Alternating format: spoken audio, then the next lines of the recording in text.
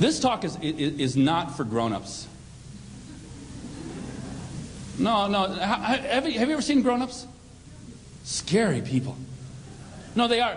Listen, please, I do not mean to offend you. But if you have grown up, please leave. It's okay, I'll wait. I thought you were getting away from your table there, sir. You going to stay? Cool. I knew you hadn't grown up. How many people here have ever seen a grown-up? Let me see. Where are the people that have seen grown-ups? Frightening people, aren't they?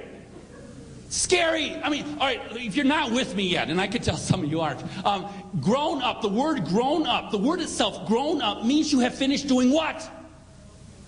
Growing. You're a genius. That's it. People, if you have finished growing, you're not going to get anything out of what this brain-damaged nerd has to share with you today. Don't finish growing. Now, don't worry. I know grown-ups. Some are 50, some are 30, some are 20, and some are 10. There are people in this culture today that have grown up much too fast. You're not going to get anything out of what I have to say if that is your condition. I need to explain to you something further. My mom and dad are weird. How many people here have weird parents? All right. Wow, we are family, aren't we, man? All right. Yeah. No, my mom and dad are weird. My mom is a bacteriologist. Don't get ahead of me. My father is a physicist. I don't know whether I was born or mixed. And when my parents found out that I had brain damage, they quit Dow Chemical, where they were scientists.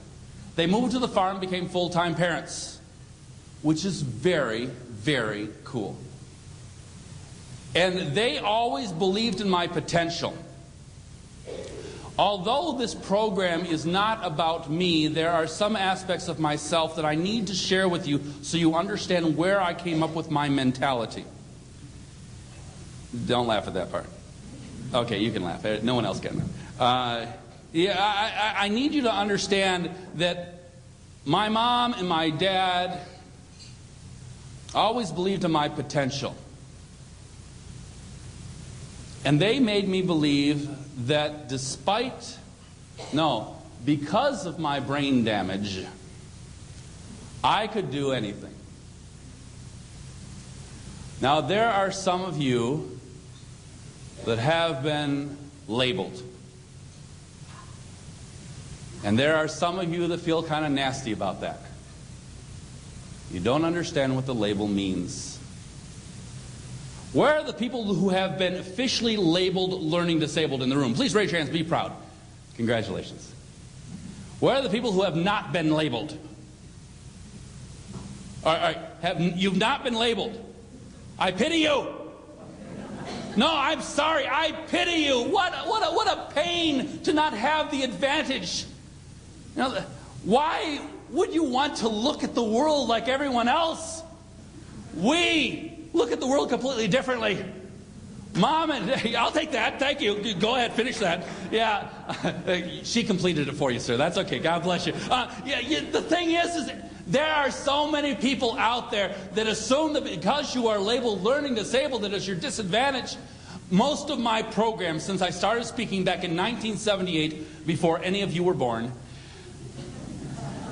most of my programs have been, about 50%, have been in schools, often elementary, high schools. And in those schools, I get up in front of kids and I tell them, nerds rule. And you don't need to understand this. When I tell kids that nerds rule, you know what they do to me? They look at me and they say, yeah, right. But when I tell you that nerds rule, you look at me with this inner wisdom and gently nod your head. Because you know that nerds rule. Because you've already been to your class reunions. I only get a couple of you that start these spontaneous applauses, but I appreciate that. No, it's true. It's true. All those dorky kids that never fit in when they were in high school, we are your employers now. The ones that were applauding, They are your future employers. They're just climbing the ladder. Yeah, the thing is all those dorky people, the awkwardness is what our advantage ended up being. My line, if you haven't seen my poster that's out there for sale, my line is yuck makes you stronger. And I believe that with all my heart, and that is one of the things I need to share with you. The title of this program is called The Art of Taking Care of Yourself. And those people on this committee that put on this conference, they are sweet, nice people to your face. Yeah, there they are. But over the email and through phone lines, they are vicious. No, I am serious. Denise and Jim in particular. Those evil people, I mean, they grabbed a hold of me by the scruff of my neck. They said, listen, Karpovich, you brain-damaged nerd. These people are not here to have one more burden shoved on their already overburdened shoulders. They have come here this evening to receive a gift, and you better give it to them. It is my intention to give you a gift today. I do not have enough time to give you as much as I would like, but I'm going to do my very best to give you some concrete, usable things that are going to make your life a little bit easier. First of all, I need to ask you a very important question. How many people in this room have ever experienced burnout? If you're not raising your hand, you're a liar. Or you're busy drinking your beverage. Or you decide not to participate with a brain-damaged nerd that's wearing 2 different colored tennis shoes.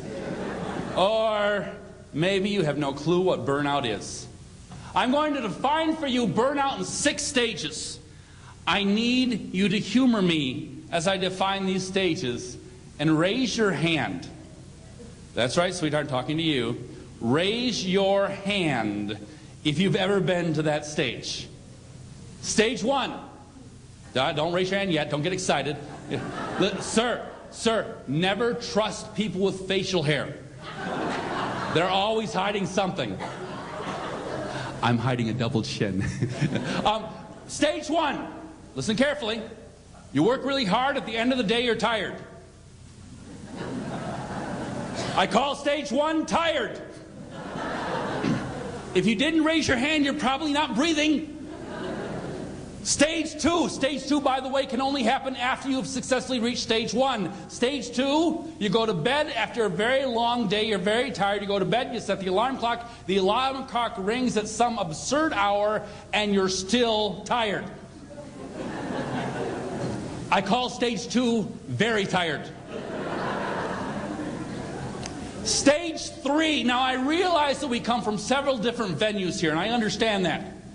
But stage 3 is where you're tired and you go to work, and one of the people that you work with, or one of your clients or one of your colleagues or one of your students, they come up to you and they say, with these sad eyes, they say, help me, help me, help me. And you smile with that loving smile that you're so good at. And you say, how can I help you, honey? And inside you're saying, get away from me, I can't handle you now. How many people made it to stage 3? I call stage 3 fake. And trust me, you've been there.